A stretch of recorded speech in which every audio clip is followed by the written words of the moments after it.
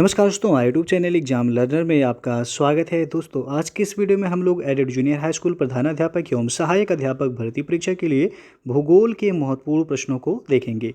ये आपके जो है आने वाले exam aided junior high school और यूपी पीसीएस आरओ इन सभी परीक्षाओं के लिए जो है काफ़ी महत्वपूर्ण है। तो परीक्षा से पहले एक बार इसे आप लोग अवश्य देख लीजिएगा।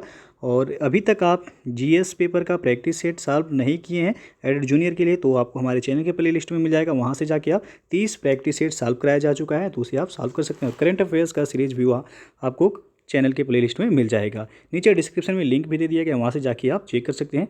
तो वीडियो को लाइक शेयर कर दीजिएगा। चैनल पर पहली बार आए हैं चैनल को सब्सक्राइब कर लीजिएगा, साथ में बेल आइकन को प्रेस कर लीजिएगा, जिससे आने वाले अगले वीडियो का नोटिफिकेशन आपको पहले मिलता रहे। तो आइए जो है शुरू करते हैं।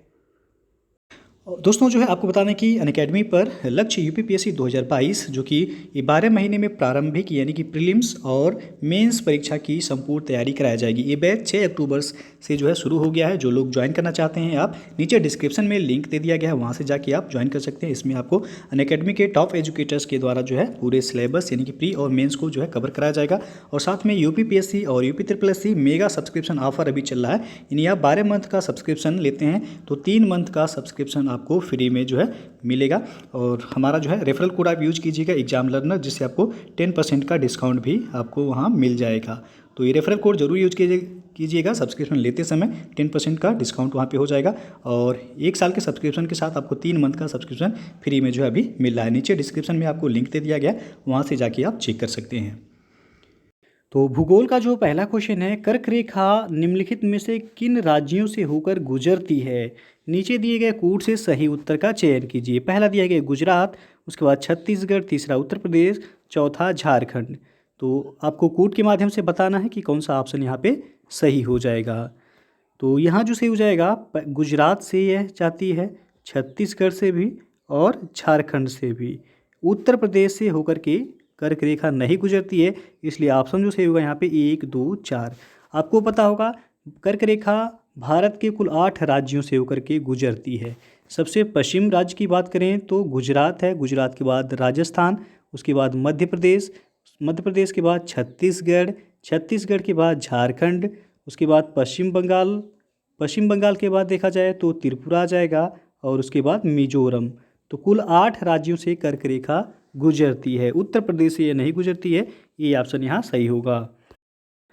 अगला प्रश्न है, निम्नांकित नगरों में कौन कर्क रेखा से निकटतम दूरी पर स्थित है? तो यहाँ पे बी ऑप्शन सही होगा। गांधीनगर जो कि गुजरात की राजधानी है, ये कर्क रेखा से सबसे कम अक्षांशीय अंतर जिसका है वह गांधीनगर का है, इसलिए सबसे निकटतम दूरी पर गांधीनगर हो जाएगा। बी ऑप्शन सही होगा यहाँ पे। अगला क्वेश्चन देखते हैं, निम्नलिखित देशांतरों में कौन सा भारत की प्रमाणिक मध्याह्न रेखा कहलाता है? तो ये है 82 डिग्री 30 मिनट पूर्वी। भारत की प्रमाणिक मध्याह्न रेखा या भारतीय मानक समय इसे कह सकते हैं, यानी कि IST, ये 82 डिग्री 30 मिनट पूर्वी देशांतर से लिया जाता है। और यह देशांतर रेखा प्रयागराज के पास नैनी से होकर के ये गुजरती है। तो डी ऑप्शन सही हो जाएगा यहाँ। अगला प्रश्न है, भारत का वह कौन सा स्थान है जहां बंगाल की खाड़ी, अरब सागर तथा हिंद महासागर मिलते हैं? तो है कन्याकुमारी, ये विकल्प सही हो जाएगा। भारतीय मुख्य भूमि के दक्षिणी छोर पर स्थित कन्याकुमारी वह स्थान है जहां बंगाल की खाड़ी, अरब सागर तथा हिंद महासागर मिलते हैं। और कन्याकुमारी भारतीय राज्य तमिलनाडु में स्थित है, और यह प्रायद्वीपीय भारत के अंतिम छोर पर स्थित है।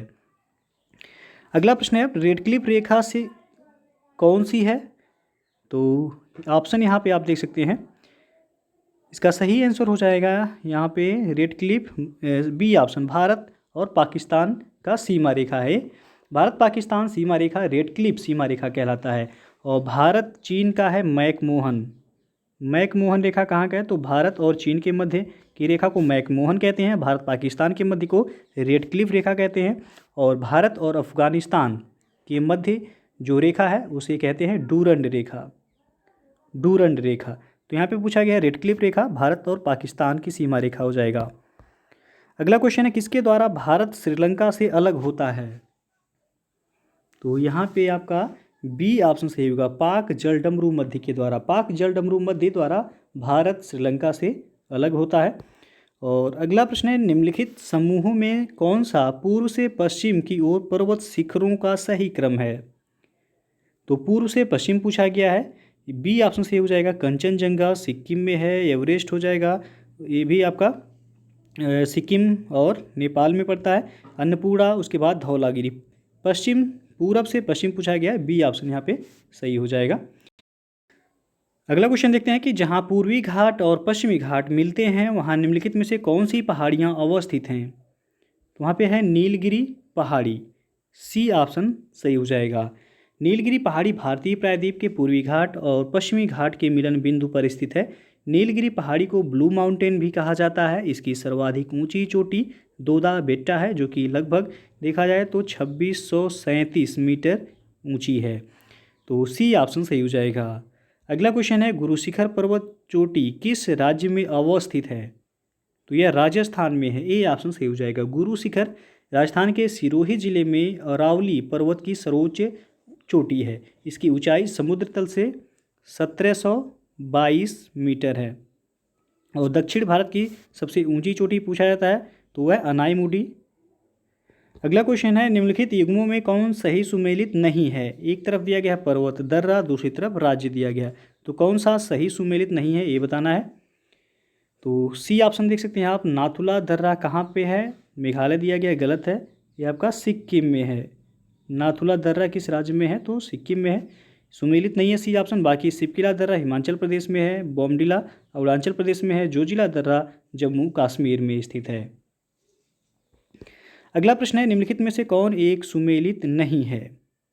तो यहाँ भी जो है आप देख सकते हैं, एक तरफ दर्रा दिया गया, दूसरी तरफ राज्य दिया गया, तो कौन सा सुमेलित नहीं है ये बताना है। तो पहला ही ऑप्शन नाथुला अभी आपको जस्ट बताया गया है, किस राज्य में है? तो सिक्किम में है, ना कि अरुणाचल प्रदेश में। तो पहला ऑप्शन सुमेलित नहीं है। लिपुलेख दर्रा उत्तराखंड में है, रोहतांग दर्रा हिमाचल प्रदेश में है, पालघाट दर्रा केरल में है। और अगला क्वेश्चन है, 10 डिग्री चैनल पृथक करता है? तो ये पृथक करता है अंडमान को निकोबार द्वीप से, ए ऑप्शन सही हो जाएगा। 10 डिग्री चैनल अंडमान द्वीप समूह यानी कि लघु अंडमान द्वीप को निकोबार द्वीप समूह यानी कि कार निकोबार द्वीप से अलग करता है। अगला क्वेश्चन है, कौन सी जनजाति दीपावली को शोक का त्यौहार मनाती है? तो यहाँ पे जो सही हो जाएगा डी ऑप्शन, थारू जनजाति दीपावली को शोक पर्व के रूप में मनाती है। और अगला प्रश्न है, निम्नलिखित भारतीय नदियों में से कौन एस्चुरी बनाती है? तो यह है ताप्ती। नर्मदा और ताप्ती दो ऐसी नदियां हैं जो भ्रंश घाटी से होकर के प्रवाहित होती हैं और ये डेल्टा का निर्माण न करके एस्चुरी का निर्माण करती हैं, और ये अरब सागर में गिरने वाली नदियां हैं नर्मदा और ताप्ती। तो सी ऑप्शन सही हो जाएगा, ताप्ती नदी। अगला प्रश्न है, सुमेलित करना है और कूट के माध्यम से बताना है, कौन सा ऑप्शन सही होगा। तो कटक ये आपका किस नदी के किनारे है? जो कि उड़ीसा में है, तो ये आपका महानदी के किनारे है कटक, तो ए का हो जाएगा तीसरा। लुधियाना ये आपका पंजाब में है, सतलज नदी के किनारे है, बी का हो जाएगा चौथा। और नासिक ये महाराष्ट्र में है, ये गोदावरी नदी के तट पर है, सी का हो जाएगा पहला। उज्जैन मध्य प्रदेश में है, क्षिप्रा नदी के तट पर बसा हुआ है, डी का हो जाएगा दूसरा। 3 4 1 2, 3 4 1 2 आप देख सकते हैं, पहला ही विकल्प यहाँ सही है।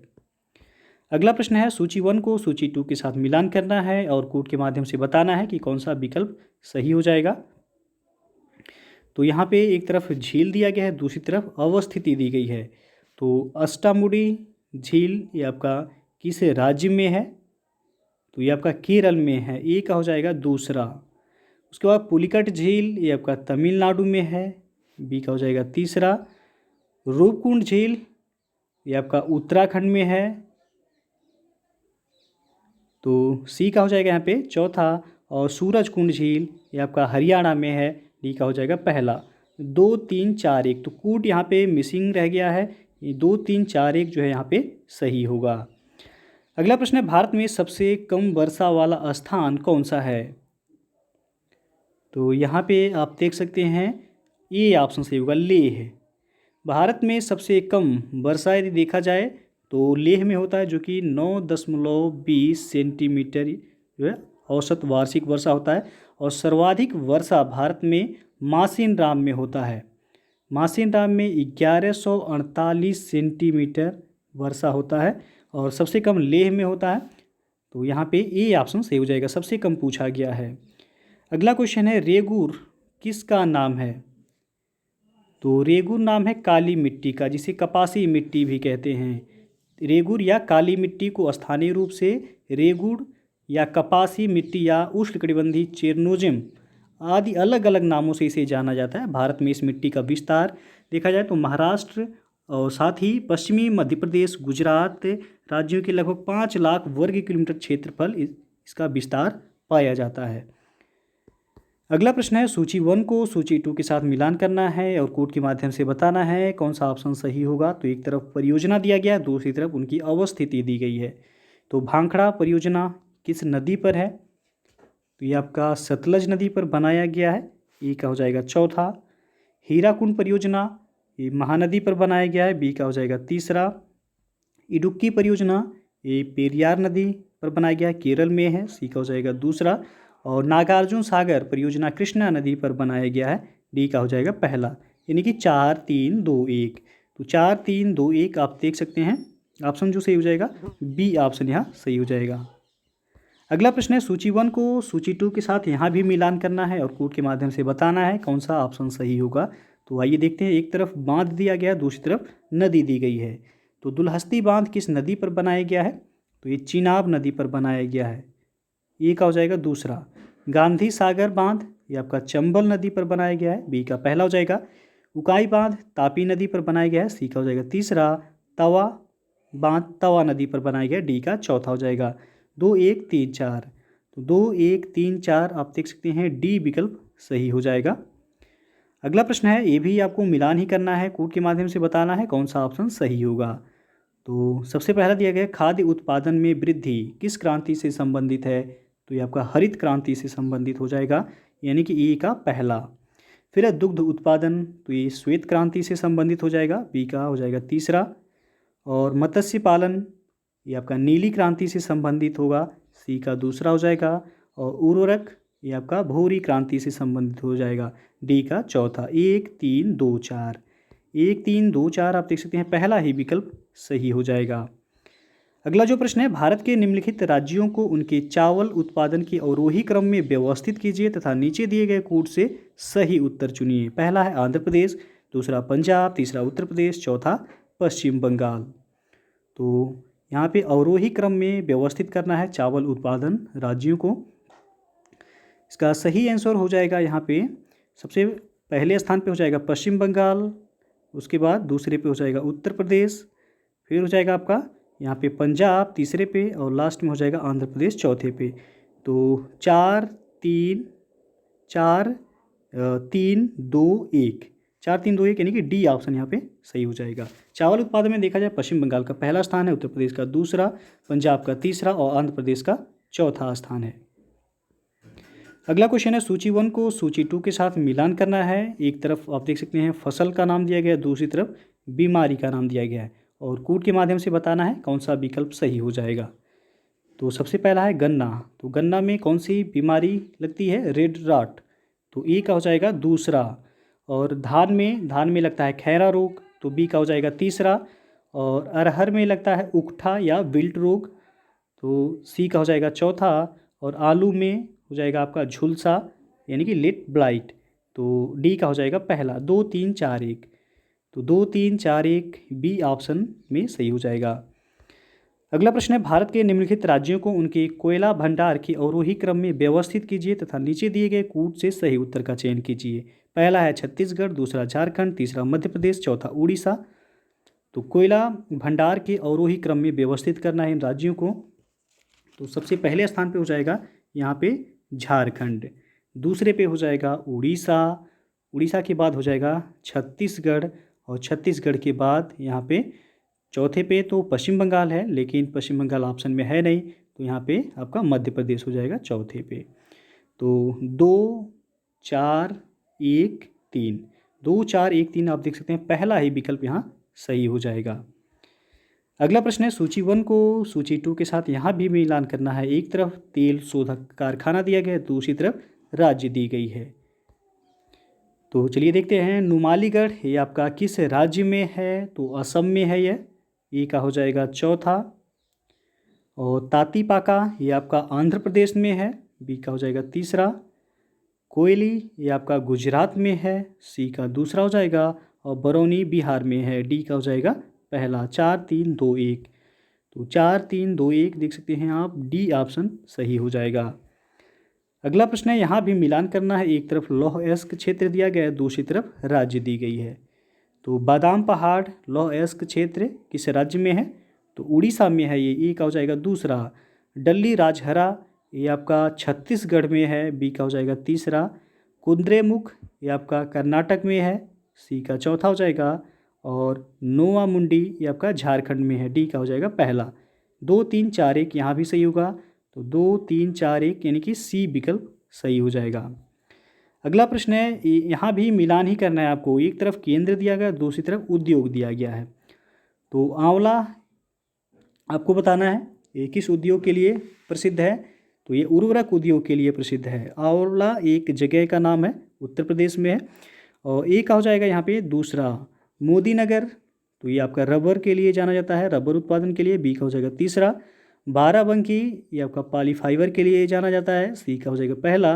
कानपुर विस्फोटक के लिए प्रसिद्ध है, डी का हो जाएगा चौथा। 2 3 4 1 यहाँ भी, सॉरी 2 3 1 4 यहाँ सही होगा। तो 2 3 1 4 आप देख सकते हैं यहाँ पे सी ऑप्शन सही हो जाएगा। अगला प्रश्न है, यहाँ भी सूची 1 को सूची 2 के साथ मिलान करना है और कोड के माध्यम से बताना है कौन सा ऑप्शन सही होगा। तो राष्ट्रीय पर्यावरण अभियांत्रिकी अनुसंधान संस्थान ये कहाँ पे है, जिसे शॉर्ट फॉर्म में नीरी कहा जाता है, NEERI। तो ये नागपुर में है, यानी कि ए का हो जाएगा दूसरा। फिर है केंद्रीय खाद्य प्रौद्योगिकी अनुसंधान संस्थान, तो ये आपका मैसूर में है, बी का हो जाएगा चौथा।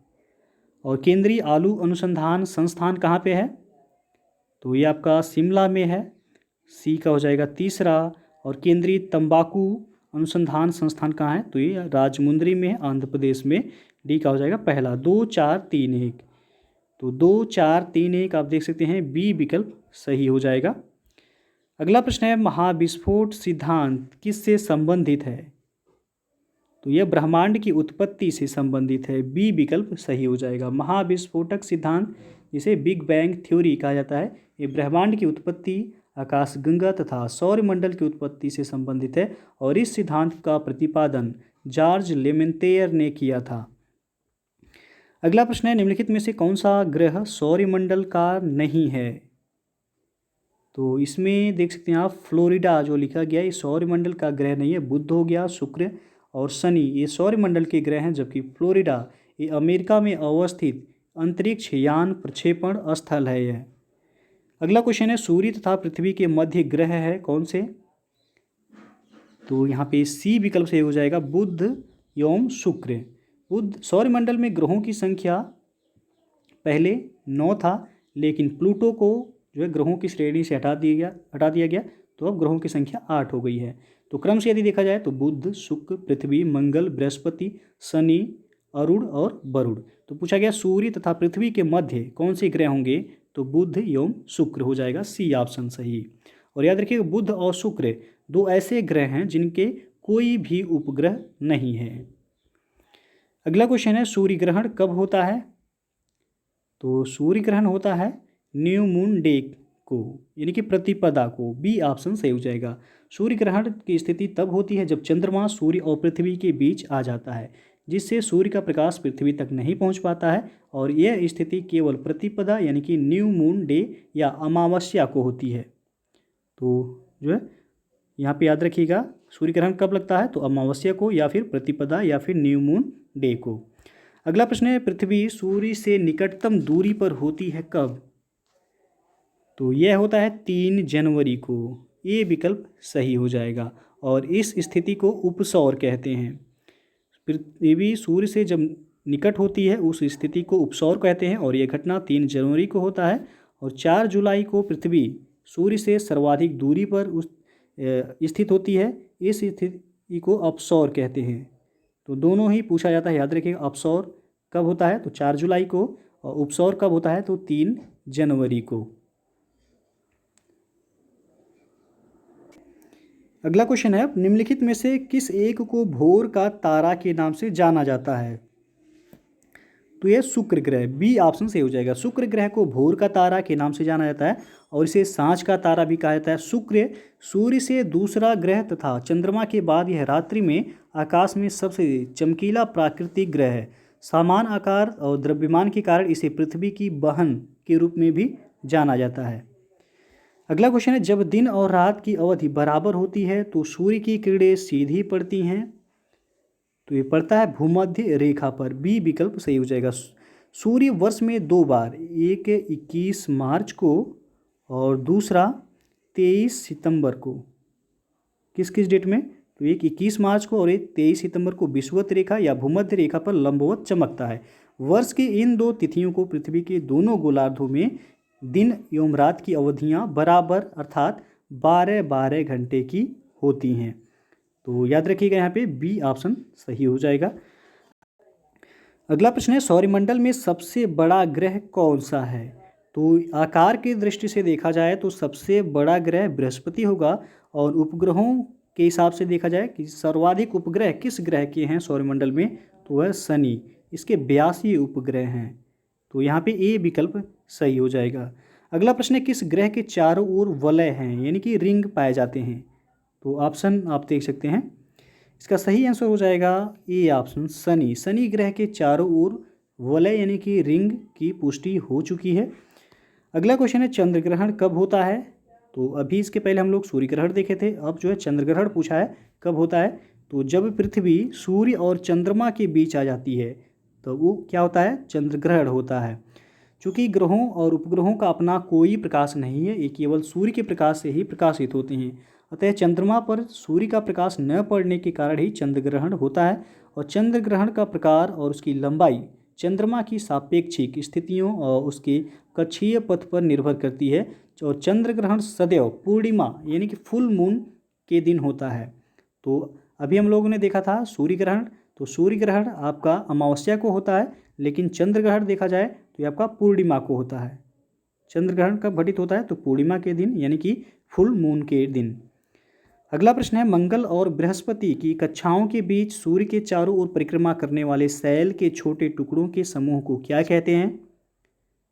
तो यह कहलाएगा क्षुद्र ग्रह, डी ऑप्शन सही हो जाएगा। मंगल और बृहस्पति की कक्षाओं के बीच सूर्य के चारों ओर क्षुद्र ग्रह परिक्रमारत हैं। अधिकांश क्षुद्र ग्रह छोटे हैं किंतु कुछ का व्यास 1000 किलोमीटर तक बड़ा है और सौरमंडल में अवस्थितियों के अनुसार क्षुद्र ग्रहों को श्रेणीबद्ध किया जाता है। तो डी ऑप्शन सही हो जाएगा। अगला प्रश्न है, सुपरनोवा क्या है? तो सुपरनोवा एक मृतप्राय तारा है, डी ऑप्शन सही हो जाएगा। सुपरनोवा विस्फोट के पश्चात तारा मृत्यु की दशा को प्राप्त होता है, अतः सुपरनोवा एक मृतप्राय तारे की विस्फोट अवस्था है। तो डी ऑप्शन सही हो जाएगा। तो दोस्तों ये था आपका भारत के भूगोल के कुछ महत्वपूर्ण प्रश्न जो कि आपके जीआईसी प्रवक्ता जीएस पेपर के लिए काफ़ी महत्वपूर्ण है। तो वीडियो यदि अच्छा लगा हो तो लाइक शेयर कर दीजिएगा। चैनल को सब्सक्राइब नहीं किए हैं तो चैनल को सब्सक्राइब कर लीजिएगा, साथ में बेल आइकन को प्रेस कर लीजिएगा जिससे आने वाले अगले वीडियो का नोटिफिकेशन आपको पहले मिलता रहे। और इसके पहले भारतीय इतिहास का अंतिम रिवीजन अपलोड कर दिया गया है, जो लोग नहीं देखें आप चैनल के प्ले लिस्ट में जाके वहाँ से देख सकते हैं। तो वीडियो को पूरा देखने के लिए बहुत बहुत धन्यवाद।